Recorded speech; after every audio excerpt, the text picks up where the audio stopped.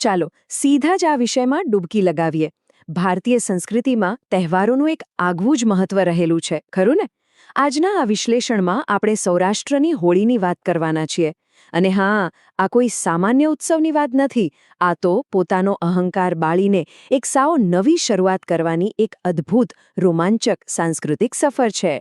આખી વાત સમજવા માટે પહેલાં તો આ બે સ્થાનિક શબ્દોને જ સમજી લેવા ખૂબ જરૂરી છે. સંસ્કૃત શબ્દ હુતાશન એટલે અગ્નિદેવ, અગ્નિ કે જેમાં આહુતિ આપવામાં આવે છે. અને બીજો શબ્દ છે ઘેલો. ઘેલો એટલે શું? ઘેલો એટલે એક એવો તીવ્ર ઉત્સાહ, એક એવો ઉમંગ અને ભક્તિની એવી ગજબની અવસ્થા જેમાં માણસ આખી દુનિયાનું ભાન ભૂલી જાય. વિચારો, શિયાળાની કડકડતી ઠંડી વિદાય લઈ રહી હોય, વસંતનું આગમન થઈ રહ્યું હોય અને ખેતરોમાં ઘઉં અને ચણાનો રવિ પાક તૈયાર થઈ ગયો હોય, ત્યારે કુદરતના આ નવનિર્માણને વધાવવા માટેની ઉજવણી એક અદમ્ય અને ન રોકી શકાય તેવા આનંદમાં ફેરવાઈ જાય એ બિલકુલ સ્વાભાવિક છે. તો હવે અહીં એક મોટો પ્રશ્ન એ ઊભો થાય છે કે આ આખો પ્રદેશ હોળી માટે શા માટે આટલો બધો ઘેલો થઈ જાય છે?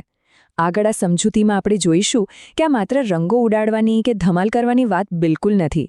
આ ઉત્સવ તો ઊંડી ભક્તિ, ખેતી પરની આપણી નિર્ભરતા અને વર્ષો જૂના સામાજિક ભેદભાવોની દિવાલો તોડી નાખતી અદ્ભુત પરંપરાઓનો એક અનોખો સંગમ છે. ફાગણ મહિનો શરૂ થતાં જ વાતાવરણમાં એક અનેરો બદલાવ અનુભવાય છે. ગામડાઓના પાદરમાં અને જંગલોમાં ખાખરાના વૃક્ષો પર પેલા સુંદર કેસરી રંગના કેસુડા ખીલી ઉઠે અને ચારેકોર લોકગીતો ગુંજવા લાગે. અને એક બહુ જ રસપ્રદ વાત કહું, જૂના સમયમાં જ્યારે આજના જેવા રાસાયણિક રંગો નહોતા, ત્યારે આ જ કેસુડાના ફૂલોને પલાળીને એકદમ કુદરતી રંગો બનાવવામાં આવતા. આ પીળો કેસરી રંગ માત્ર મસ્તી માટે જ નહોતો વપરાતો, પણ ઋતુ બદલાતી વખતે થતા ચામડીના રોગો સામે રક્ષણ આપવા માટેના ઔષધીય ગુણો પણ ધરાવતો હતો. એકદમ કમાલની વાત છે ને? આ ઉત્સવની તૈયારીઓમાં જે અદ્ભુત એકતા જોવા મળે છે ને, તે ખરેખર દાદ માંગી લે તેવી છે. ફાગણની શરૂઆત થતાં જ એક અઠવાડિયા પહેલાથી જ જ્ઞાતિ કે વર્ગના તમામ ભેદભાવો ભૂલીને ગામના યુવાનો હોળી માટે લાકડા એકઠા કરવા નીકળી પડે છે. ઐતિહાસિક રીતે જોઈએ તો યુવાનો દ્વારા આસપાસમાંથી લાકડા ચોરી લાવવાની એક બહુ મજાની પ્રથા પણ હતી, જેનો કોઈ વિરોધ કરતો નહીં. બીજી તરફ ગામની મહિલાઓ ગાય અને ભેંસના ગોબરમાંથી ખાસ પ્રકારની ભરભડિયા નામની છાણાની માળાઓ તૈયાર કરે છે. અને છેવટે હોળીના દિવસે આખા ગામની હાજરીમાં ગામના ચોરે એક ઊંડો ખાડો કરી તેમાં મુખ્ય થાંભલો રોપવામાં આવે છે. આ બધી બાબતો બહુ જ સુંદર રીતે દર્શાવે છે કે આપણી પૌરાણિક કથાઓ કેવી રીતે આજે પણ જીવંત છે. ભક્ત પ્રહલાદ અને અગ્નિથી ન બળવાનું વરદાન ધરાવતી રાક્ષસી હોલિકાની કથા તો આપણે સૌ જાણીએ જ છીએ. પણ સૌરાષ્ટ્રમાં આ જ કથા એક જીવંત અને હિંમતભરી પરંપરાનું રૂપ લે છે. ગામના ચોરે રોપાયેલો પેલો મુખ્ય થાંભલો પ્રહલાદનું પ્રતીક મનાય છે. હોળી પ્રગટાવ્યા બાદ વિકરાળ જ્વાળાઓ તેને સળગાવે તે પહેલાં જ અત્યંત સાહસપૂર્વક તે થાંભલાને સુરક્ષિત રીતે બહાર ખેંચી લેવાની શ્વાસ થંભાવી દે તેવી પરંપરા અમુક ગામોમાં આજે પણ અકબંધ છે. સૂર્યાસ્ત પછીની વાત કરીએ તો ગામના ચોરે એક અત્યંત શિસ્તબદ્ધ અને પવિત્ર આધ્યાત્મિક વાતાવરણ સર્જાય છે. બ્રાહ્મણની આગેવાનીમાં સંધ્યાકાળે પૂજા થાય છે અને નવપરિણીત યુગલો પ્રદક્ષિણા કરવા આવે છે. પણ અહીં સૌથી ભાવનાત્મક ક્ષણ કઈ હોય છે ખબર છે? જ્યારે ઘરમાં જન્મેલા નવા બાળકને અગ્નિદેવના આશીર્વાદ અપાવવા માટે તેની પ્રથમ હોળીના દર્શને લાવવામાં આવે, એ દ્રશ્ય જ કંઈક અલગ હોય છે. ત્યાર પછી ઢોલ અને મંજીરાના નાદ વચ્ચે ગોળાકાર રાસની રમઝટ બોલે છે અને અગ્નિના અજવાળે શૂરવીરતા અને ભક્તિ દર્શાવતા દુહા અને છંદની ભવ્ય રજૂઆત થાય છે. સૌરાષ્ટ્રના ખેડૂતોની ખેતી સાથે જોડાયેલી આ એક અત્યંત પ્રાચીન અને રસપ્રદ પદ્ધતિ છે.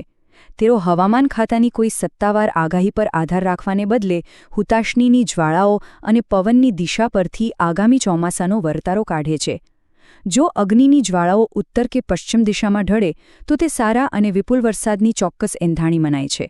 પણ જો આ જ જ્વાળાઓ પૂર્વ કે દક્ષિણ દિશામાં ઢળે તો ખેડૂતોમાં દુષ્કાળ કે ઓછા વરસાદની ભયજનક ચિંતા વ્યાપી જાય છે. આખી વિધિ પૂર્ણ થયા પછી તે માત્ર એક ધાર્મિક કાર્ય નથી રહેતું, પણ એક અદ્ભુત સામુદાયિક મેજબાની બની જાય છે. મધ્યરાત્રિના સમયે ધગધગતા અંગારામાંથી શેકેલા નાળિયેરને લાકડીની મદદથી કાળજીપૂર્વક બહાર કાઢવામાં આવે છે. આ ગરમાગરમ શેકેલા નાળિયેરની સુગંધ અને સ્વાદ ખરેખર અદ્ભુત હોય છે. તેને કાપીને ધાણી, ચણા અને ખજૂર સાથે ભેળવીને જ્યારે આખા ગામમાં એક પવિત્ર પ્રસાદ તરીકે વહેંચવામાં આવે છે ત્યારે તે ખરા અર્થમાં સૌને એક તાંતણે બાંધી દે છે. હવે ભક્તિનો આ સ્થાનિક પ્રવાહ આગળ જતા એક વિશાળ સાગરમાં ભળે છે અને આ ખરો ઉન્માદ જોવા મળે છે દેવભૂમિ દ્વારકામાં. ફાગણ મહિનાની આકરી ગરમી હોય, પગમાં પડતા છાલા કે શારીરિક કષ્ટની જરા પણ પરવા કર્યા વિના ગુજરાત અને ભારતના ખૂણે ખૂણેથી લાખો પદયાત્રીઓ હાથમાં ધજા લઈને માઇલો ચાલીને આવે છે. અને આ યાત્રા દરમિયાન વાતાવરણમાં માત્ર એક જ નાદ સતત ગુંજતો રહે છે, જય રણછોડ માખણચોર. આ આસ્થા ખરેખર અકલ્પનીય છે. દ્વારકાધીશ મંદિરમાં આ ઉત્સવ કોઈ સામાન્ય તહેવાર નથી રહેતો. તે એક ભવ્ય ફૂલડોલ ઉત્સવ બની જાય છે. અહીં ભગવાનને વિશેષ ફૂલોથી શણગારવામાં આવે છે અને લાખોની મેદની પર સોના ચાંદીની પિચકારીઓથી અબીલ, ગુલાલ અને કેસુડાના રંગોની ભવ્ય વર્ષા કરવામાં આવે છે. આ દ્રશ્ય એટલું આહલાદક હોય છે કે દરેક ભક્ત જણે કૃષ્ણની ગોપી બની જાય છે. લોકો આ ઉડતા રંગને માત્ર રંગ નહીં પણ સીધો ઈશ્વરનો આશીર્વાદ માણીને તેમાં ભીંજાવાની પરમ ઝંખના રાખે છે. હુતાશની પછીની સવાર એટલે ધૂળેટી, જે રાતની ભક્તિના શાંત વાતાવરણથી એકદમ વિપરીત અને રોમાંચક ચિત્ર રજૂ કરે છે. આ દિવસે ઘેરૈયા નામની યુવાનોની ટોળીઓ આખું ગામ માથે લે છે.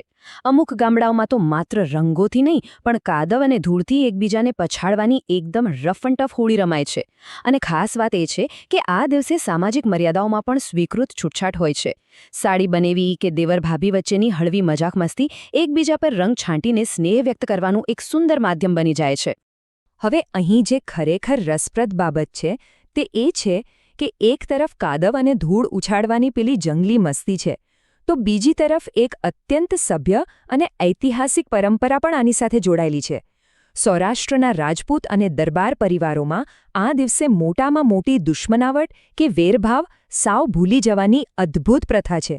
શત્રુતા છોડીને એકબીજાના ઘરે જઈને ગુલાલ છાંટી ગળે મળવાની અને વર્ષો જૂના અદાલતી કેસો પણ પતાવી દેવાની આ પરંપરા સમાજમાં શાંતિ અને ભાઈચારાનું એક ઉત્તમ ઉદાહરણ પૂરું પાડે છે. આ ઉત્સવને પૂરેપૂરો સમજવા માટે તેના સ્વાદને જાણવો પણ એટલો જ જરૂરી છે. ધાણી અને શેકેલા ચણા ખાવા પાછળ માત્ર સ્વાદ નહીં પણ એક મજબૂત આયુર્વેદિક વિજ્ઞાન છે. શિયાળો જતો હોય અને ઉનાળો આવતો હોય ત્યારે કફના રોગોથી બચવા માટે આ ખોરાક શ્રેષ્ઠ મનાય છે. આ ઉપરાંત સ્થાનિક બજારોમાં એકબીજાને ખજૂર ભેટમાં આપવાનો મોટો રિવાજ છે. અને હા, રાજકોટ કે જામનગર જેવા શહેરોની વાત કરીએ તો ત્યાં હોળી પ્રગટાવ્યા બાદ મોડી રાત્રે ગરમાગરમ જલેબી, ફાફડા અને પાપડી ખાવાનો એક અનોખો અને મજેદાર ક્રેઝ આજે પણ અકબંધ છે. સૌરાષ્ટ્ર અને તેની આસપાસ વસતા માલધારીઓ તેમજ આદિવાસી સમુદાયોની ઉજવણી અત્યંત રોમાંચક અને સીધી પ્રકૃતિ સાથે જોડાયેલી હોય છે. માલધારીઓ પોતાના આજીવિકાના સાધન એવા પશુઓને પણ આ ઉત્સવનો એક મહત્વનો ભાગ બનાવે છે. તેઓ ગાય ભેંસના શિંગડા રંગે છે અને તેમના ગળામાં ઘૂઘરા બાંધે છે. આ જ પ્રમાણે ભીલ સમુદાયોમાં ગોળ, ગધેડા જેવી શારીરિક કસોટી અને વીરતા દર્શાવતી રમતો રમવાનો રિવાજ જોવા મળે છે. આ બાબતો આ સમુદાયોના તહેવાર સાથેના ઊંડા જોડાણને એક અલગ જ શક્તિશાળી પાસાથી રજૂ કરે છે. જો કે બદલાતા સમય સાથે આ તહેવારનું સ્વરૂપ પણ ધીમે ધીમે બદલાયું છે. રોજગારી માટે વતનથી દૂર રહેતો વર્ગ આજે પણ ફાગણ મહિનો આવતા જ એક ઊંડો નોસ્ટાલ્જિયા, એક જૂની યાદોની કમી અનુભવે છે. આધુનિક શહેરોમાં હવે ડીજે અને કેમિકલ રંગોનો વ્યાપ વધ્યો છે. જો કે સાથે જ પાણી બચાવવા માટે માત્ર સૂકા રંગોથી રમાતી તિલક હોળીનો એક સકારાત્મક ટ્રેન્ડ પણ શરૂ થયો છે. પરંતુ આ આધુનિકતાના વાયરા વચ્ચે પણ સૌરાષ્ટ્રના અંતરિયાળ ગામડાઓ હજી પણ પેલી છાણાની માળા, વરસાદનો વર્તારો અને ઢોલના તાલે લેવાતા રાસ જેવી પ્રાચીન પરંપરાઓને એકદમ ચુસ્તપણે જાળવી રહ્યા છે. આખરે આ બધું જોયા પછી એક બહુ જ સુંદર અને ઊંડો વિચાર કરવા જેવો છે. આ ઉત્સવનો ખરો હેતુ માત્ર લાકડા સળગાવવાનો કે એકબીજા પર રંગો ઉડાડવાનો બિલકુલ નથી. તે તો માનવ મનની નિખાલસતાને બહાર લાવવાનો, પોતાના અહંકારને પવિત્ર અગ્નિમાં હોમી દેવાનો અને જૂની શત્રુતા ભૂલીને સ્નેહના રંગે રંગાઈ જવાનો એક સર્વશ્રેષ્ઠ અવસર છે. એ નિશ્ચિત છે કે જ્યાં સુધી પ્રકૃતિમાં કેસુડો ખીલતો રહેશે ત્યાં સુધી સૌરાષ્ટ્રનો આ પ્રાચીન અગ્નિ માનવતાને એકતા અને શુદ્ધ પ્રેમ અપનાવવા માટે ચોક્કસ પ્રેરણા આપતો રહેશે. આજના આ વિશ્લેષણ થકી આ ભવ્ય અને જીવંત પરંપરાના મૂળ સુધી પહોંચવાની ચોક્કસ એક નવી દૃષ્ટિ મળી હશે. ફરી મળીશું.